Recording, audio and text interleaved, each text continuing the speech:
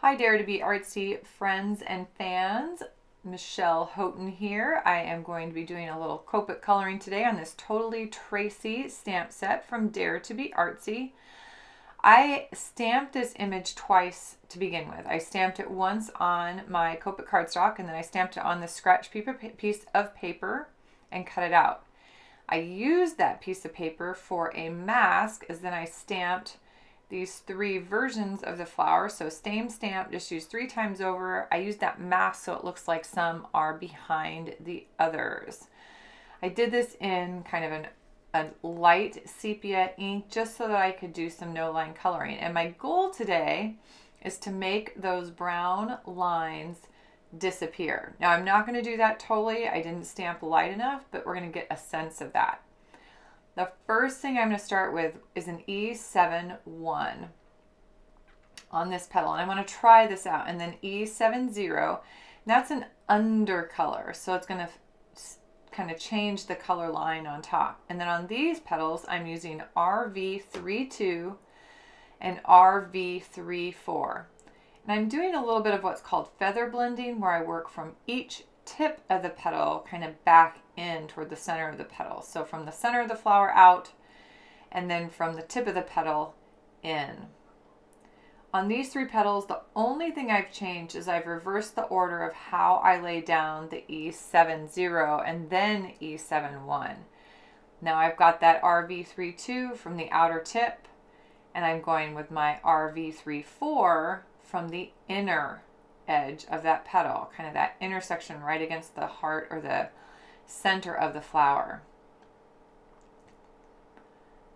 Doing a second layer with that RV32 to soften things, but my goal, I go back and forth. Here I'm coming back in with a little bit of that E7-1 to deepen some of those kind of layers.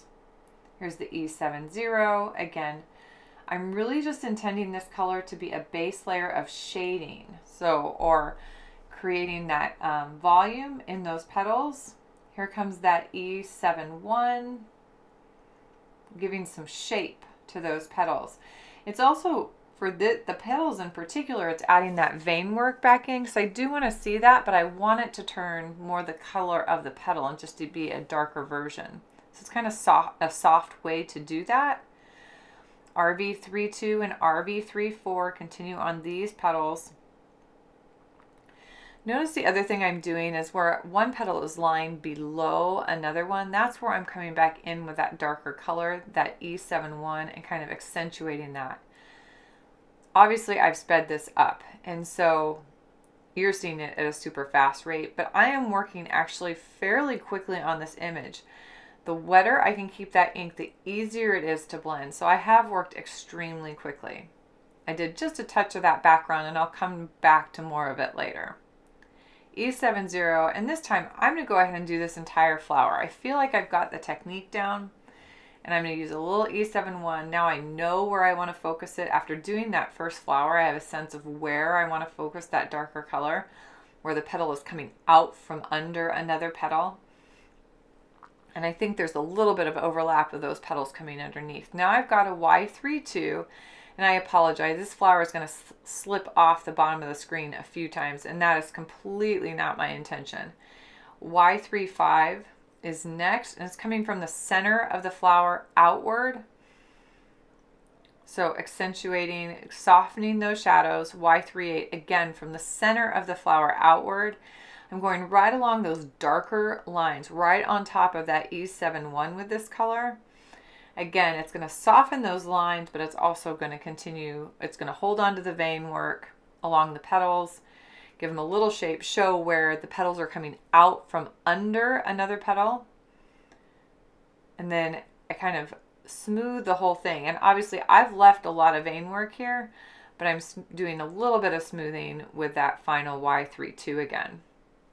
E7-0, and I'm going to hit the next flower kind of all the way down the line, even these little pieces that are underneath the yellow flower.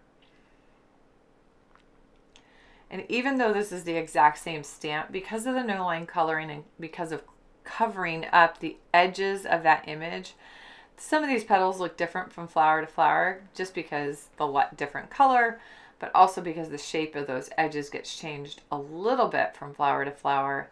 Because since I'm covering up those lines, I lose the exact kind of little swoop on some of them, and it changes the shape of them a little bit.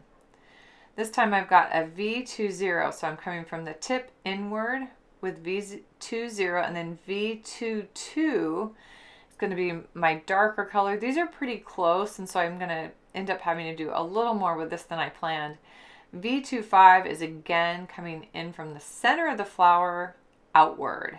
So starting at the center, flicking outward, creating that vein work, working right on top of that E71 this time, pushing some of those petals back underneath other petals.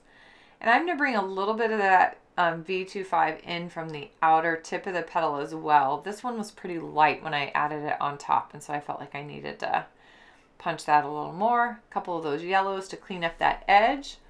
And then next I'm going to hit the center of these flowers. Now, the stamp itself actually has all of these little pieces, kind of little seeds or pieces to that center. I'm going to go in and create that same look. I'm going to use the stamp as reference, but I may not hit the exact same little circle. So E23, the rings were created with E25. And now I'm going back in with an E23 and kind of literally going right over those rings. And then in the center, I'm using an E21 to soften that effect. So E21 base, and then E25 rings, that's step 2. And I'm going to do both of these centers this time. Obviously, I had a little trouble trying to watch my video and do the coloring this particular day, so I apologize for that. E23 is going to go right around the inside of each of those rings. I might lose the lighter E21 on some of those, but then I'm going to come back and dot right into the center of those. But even just by going over the ring with that E23, it's going to soften the edge, and then the E21 softens it further with those centers. I'm going to clean up some of those edges on the petal, coming back in with my yellows. And I've got those 3 flowers. And the next trick is filling in the sky. So I go through and I'm using kind of a circular motion. I work kind of from one edge toward the other. My goal is to hit certain area, each area, at least 2 to 3 times, and sometimes it takes more than that. But if I do that small circular stroke, it's immediately getting a couple coats. And then if I kind of double back on myself and overlap those rows of circles, then I can usually get a pretty smooth coverage on the sky. Speed definitely plays a piece into this as well. So I've got this nice card front. I can leave it just as is. And really all I'm going to do is put it on a small piece of pattern paper and get it ready to go. Thanks so much for joining me here at Dare to Be Artsy.